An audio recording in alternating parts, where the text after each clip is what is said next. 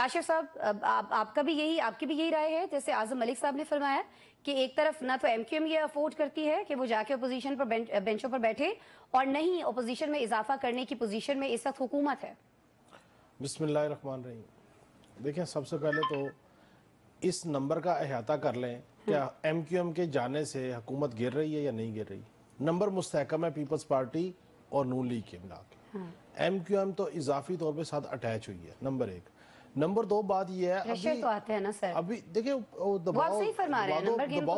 دباؤ بالکل آتا ہے، دیکھنا کہ حکومت کا سٹیک کتنا ہے. دوسری بات یہ ہے ابھی تو لڑ جھگڑ کے مسلز دکھا کے انہوں نے وزارت صحت لی ہے من پسند.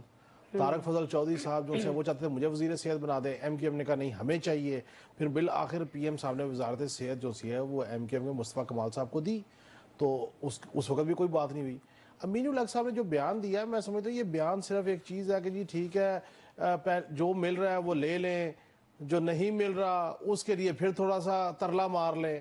تو یہ سارٹ آف ترلا چیز ہے، کیونکہ دیکھیں جس وقت بھی گورنر سندھ کی تبدیلی کی نون لیگ بات کرے گی، ایم کیو ایم کہے گی ہم علیحدہ ہو رہے ہیں. ایم کیو ایم کو کوئی لینا دینا نہیں ہے وزارتوں سے، اس کو کوئی لینا دینا نہیں ہے حکومت سے. یہ سب ایسے کہ جی ڈیولپمنٹ فنڈز ہونا چاہیے، فلاں چیز ہونی چاہیے، فلاں بات ہونی چاہیے، یہ سب ایسی چیزیں ہیں. اصل مدعا یہ ہے کہ نون لیگ کی ایک کمٹمنٹ ہے، نون لیگ چاہتی ہے کہ وہاں پہ گورنر سندھ جو ہے وہ نون لیگ کا بیٹھنا چاہیے. آپ نے 2 وزارتیں آپ نے ان کو دے دی ہیں، اب ٹھیک ہے گورنر سندھ ہم چینج کرتے ہیں. اچھا جیسے وہ ایسی ہلکی سی ڈیبیٹ شروع ہوتی ہے فوراً کو یاد آ جاتا ہے جی ہمارے ساتھ وہ معاہدے پورے نہیں ہوئے، ہمارے ساتھ وہ گفتگو پوری نہیں ہوئی، ہمارے ساتھ وہ چیزیں پوری نہیں ہوئی. بھائی اگر آپ کے ساتھ کوئی بات حکومت کے معاہدے پورے نہیں ہو رہے، پائے تکمیل تک نہیں پہنچ رہے، تو پھر آپ کہیں جی رویہ یہ ہونا چاہیے تھا کہ جی ہم جو ایگزسٹنگ وزارت ہے خالد مقبول صدیقی صاحب کی اس سے بھی استعفیٰ دے رہے ہیں، اگلی وزارت بھی قبول نہیں کرتے، اور ہم صرف اس لیے کہ جمہوریت نہ ہو جائے. خالد مقبول صدیقی صاحب جس کا راگ الاپتے رہے بڑا عرصہ کہ جی جمہوریت کے مفاد میں، سسٹم کے چلنے کے مفاد میں ہم نے جناب ساتھ دیا اور تحریک انصاف کے خلاف عدم اعتماد کے معاملے میں. پھر تو آپ ایک سمپل سی بات ہے، آپ کہیں جی یہ پڑھی ہیں وزارتیں، ہم بیٹھے ہوئے یہاں پہ، ہم سپورٹ آپ کو کریں گے. وزارتوں کی تو لڑائی ہے ساری. نہیں بھائی آپ نے وزارت لے لی نا، وزارت لے لی. اب ان کا مسئلہ کیا ہے؟ مسئلہ یہ ہے کہ وزارتیں وہ چاہتے ہیں کہ ایک سے زیادہ ہو. امین الحق صاحب بھی وزیر بننا چاہتے ہیں. اندر کی جو کہانی ہے وہ یہ ہے نا جی. میرا مدعا ایک ہے کہ ایم کیو ایم نے اسی تنخواہ پہ کام کرنا ہے، الا یہ کہ انہیں کہیں وہ جہاں سے محسن نقوی صاحب کے نہیں طالب والے کہیں وہاں سے بھی اشارہ ہو جائے.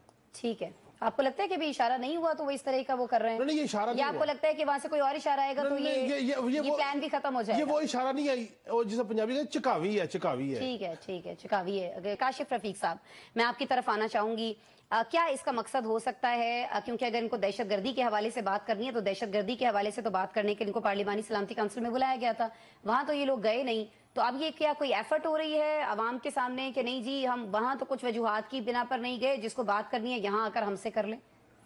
دیکھیں اے پی سی بلانے میں کوئی کبات نہیں ہے، اچھی بات ہے. تمام سیاسی جماعتیں بیٹھے ہیں، تمام سیاسی جماعتوں کے اکابرین بیٹھ کے کوئی نہ کوئی لائے عمل بنا لیں کہ ہم نے ملک کے سسٹم کو کیسے چلانا ہے، سیاست کو آگے کیسے لے کے جانا ہے، ریاست کو کیسے سپورٹ دینی ہے. لیکن اے پی سی بلائیں یا جو مرضی کر لیں، ایک بات تو طے ہے کہ دہشت گردی کے جو واقعات ہوئے ہیں اس کے اوپر زیرو ٹالرنس ہے ریاست کا، زیرو ٹالرنس ہے حکومت کا. اور جتنی جماعتیں، اے پی سی کا مطلب ہے کہ آپ نے تمام جماعتوں کو بلانا ہے، ان میں سے کم و بیش 3 جماعتوں کے اکابرین، اچکزئی صاحب، مینگل صاحب یا راجہ ناصر عباس صاحب یا تحریک انصاف کے علاوہ باقی تمام جماعتیں جو ہیں وہ موجود تھیں، وہ اپنی کانسنٹ دے چکی ہیں.